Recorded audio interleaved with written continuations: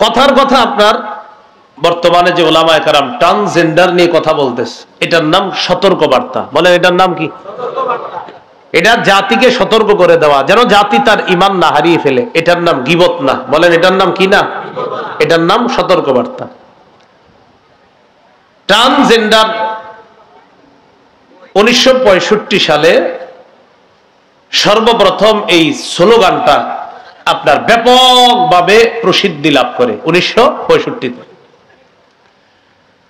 Transgender বা transgenderism অথবা gender identity, রূপান্তর কামিতা অথবা লিঙ্গ পরিবর্তন মতবাদ।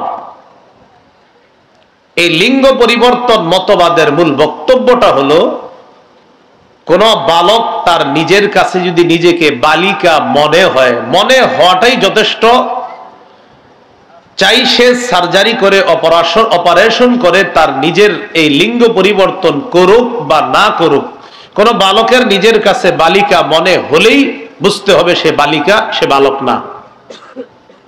এটা হলো আপনার রূপান্তর কামিতার মূল বক্তব্য, লিঙ্গ পরিবর্তন মতবাদের মূল বক্তব্য। কোন ছেলে নিজের কাছে যদি মেয়ে মনে হয়, বাস সে মেয়ে। এবার চাই সে নিজের মেয়ে বানাক অথবা না বানাক, কোনো সমস্যা নেই, তার নিজের মনে হয়েছে মেয়ে, বাস সে মেয়ে। এবং আপনারা আমেরিকার প্রাইমারি স্কুলগুলোতে এই শিক্ষাও দেওয়া হচ্ছে। তাদের পাবলিক প্রাইমারি স্কুলের একটা বই আছে, নাম আই অ্যাম আ জাজ। এই বইয়ের মধ্যে ছোট বাচ্চাদেরকে শেখানো হচ্ছে, I have a girl mind but a boy body. আমার দেহটা পুরুষের হলেও আমার মস্তিষ্ক মেয়ের। বাচ্চাকে শেখানো হচ্ছে আমার দেহটা পুরুষের হলেও আমার মস্তিষ্ক মেয়ের। This is called transgender. ওখানে এটা লেখা আছে, এটাকে ট্রান্সজেন্ডার বলা হয়। I was born this way. আমি এভাবেই জন্ম নিয়েছি। মানুষ আমাকে জন্ম নেওয়ার পর ভেবেছে আমি ছেলে, কিন্তু আমার মস্তিষ্ক বলে আমি মেয়ে। এটাকে ট্রান্সজেন্ডার বলা হয়। বাচ্চাদেরকে শেখানো হচ্ছে। আমেরিকার প্রাইমারি স্কুলের একটা বই আছে, it feels good to be yourself. এই বইয়ের মধ্যে আছে, বাচ্চাকে শেখানো হচ্ছে, সি দেখো, when you were born, যখন তুমি জন্ম নিলে, you couldn't tell people, তুমি মানুষকে বলতে পারোনি, who you were or what you felt, তোমার চিন্তা চেতনাগুলো মানুষকে তুমি বলতে পারোনি তুমি যখন জন্ম নিয়েছিলা।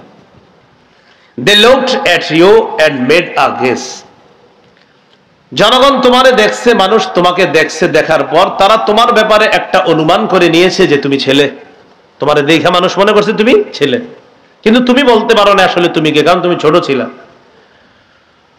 পাশে এটা লেখা আছে, maybe they got it right, maybe they got it wrong.